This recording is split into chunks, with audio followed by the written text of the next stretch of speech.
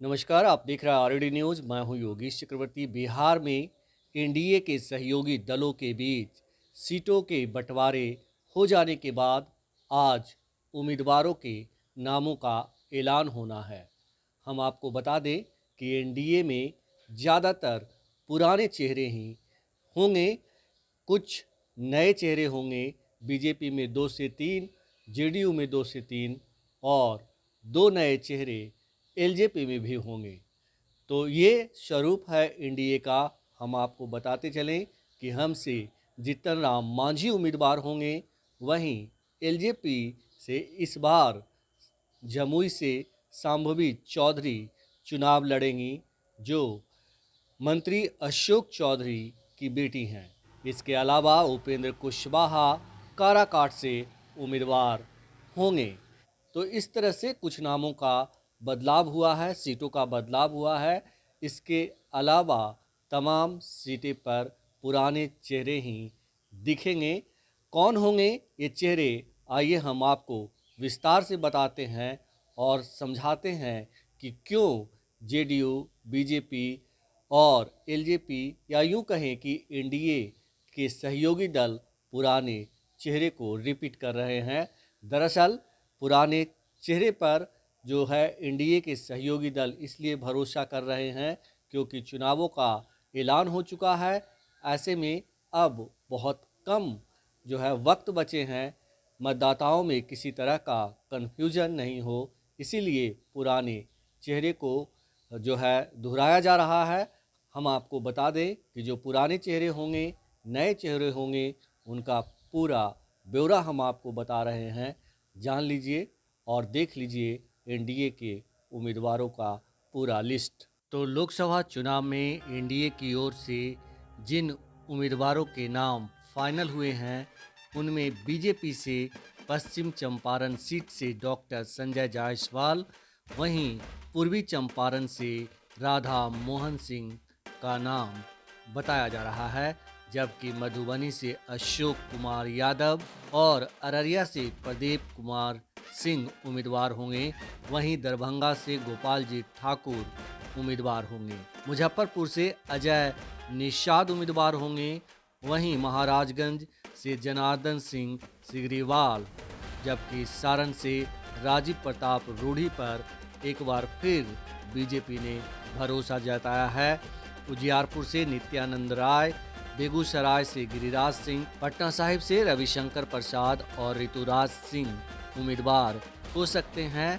कहा जा रहा है कि पटना साहिब को लेकर थोड़ा सा पार्टी के अंदर सस्पेंस है और कहा जा रहा है कि पार्टी हो सकता है रविशंकर प्रसाद की जगह पर ऋतुराज सिंह को उम्मीदवार बना सकता है, जबकि पाटलिपुत्र से राम कृपाल यादव, आरा से राजकुमार सिंह और बक्सर से अश्विनी कुमार चौबे, सासाराम से शिवेश राम का नाम चल रहा है। हम आपको बता दें कि सासाराम सुरक्षित सीट है और यहाँ से ललन पासवान भी उम्मीदवार हो सकते हैं, जबकि नवादा से विवेक ठाकुर, जो सीपी ठाकुर के बेटे हैं, उनको चुनाव मैदान में उतारने की तैयारी है, जबकि औरंगाबाद से एक बार फिर सुशील कुमार सिंह को बीजेपी उम्मीदवार बनाई है। वहीं जेडीयू की बात करें तो जेडीयू के खाते में वाल्मीकि नगर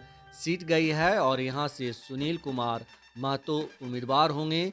शिवहर से लवली आनंद उम्मीदवार होंगी, जो हाल ही में जेडीयू ज्वाइन की हैं और जैसा कि उन्होंने जेडीयू ज्वाइन करने के वक्त कहा था कि वे भाड़े की घर से अपने घर में वापस लौटी हैं। तो यहाँ से शिवहर से लवली आनंद उम्मीदवार होंगी, जो बाहुबली आनंद मोहन की पत्नी हैं और आरजेडी छोड़कर गए चेतन आनंद की मां हैं। सीतामढ़ी से देवेश चंद्र ठाकुर उम्मीदवार होंगे।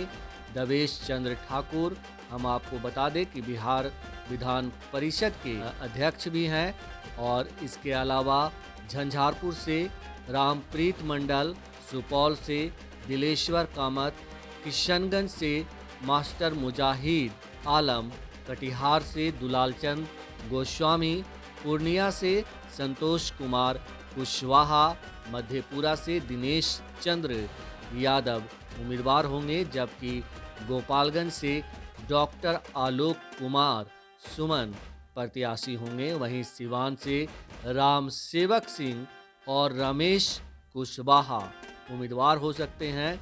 ज़्यादा संभावना है कि राम सेवक सिंह सिवान से जेडीयू के प्रत्याशी होंगे। वहीं भागलपुर से अजय कुमार मंडल पर जेडीयू ने एक बार फिर विश्वास किया है, जबकि बांका से गिरधारी यादव चुनाव मैदान में होंगे। वहीं मुंगेर से राजीव रंजन उर्फ ललन सिंह, जो जेडीयू के राष्ट्रीय अध्यक्ष रह चुके हैं और इनके बारे में कहा जा रहा था कि मुख्यमंत्री नीतीश कुमार इस बार इनको निपटा देंगे, लेकिन मुंगेर से एक बार फिर जेडीयू ने राजीव रंजन सिंह उर्फ ललन सिंह को उम्मीदवार बनाया है, जबकि नालंदा से कौशलेंद्र कुमार उम्मीदवार होंगे। वहीं जहानाबाद से चंदेश्वर प्रसाद चंद्रवंशी पर पार्टी ने एक बार फिर भरोसा जताया है। हम आपको बता दें कि चंदेश्वर प्रसाद चंद्रवंशी जो है पिछली बार भी उम्मीदवार थे और एक बार फिर पार्टी ने भरोसा जताया है।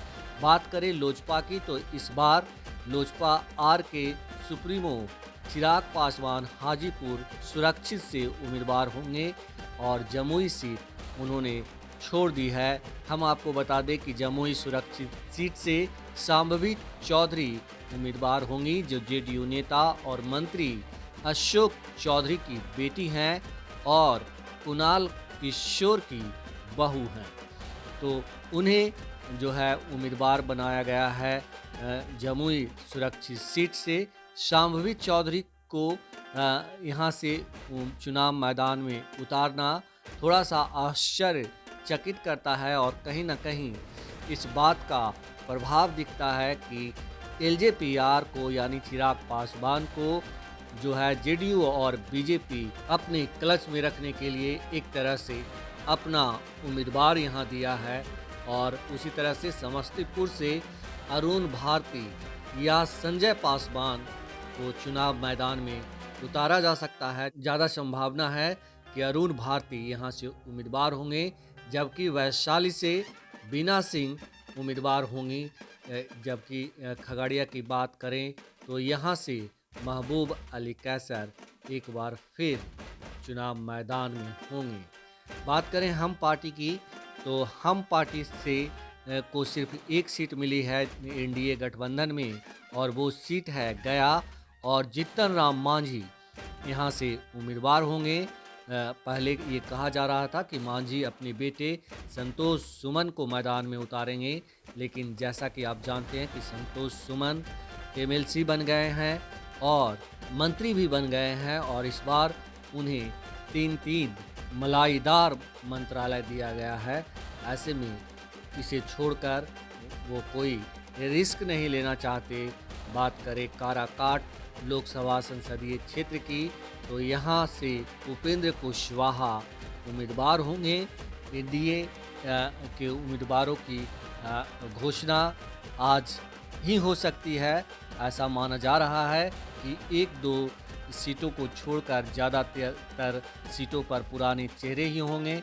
हम आपको बता दें कि एनडीए में के सहयोगी दलों के बीच सीट शेयरिंग भले ही हो गया हो, लेकिन उपेंद्र कुशवाहा अभी तक अपना पत्ता नहीं खोले हैं।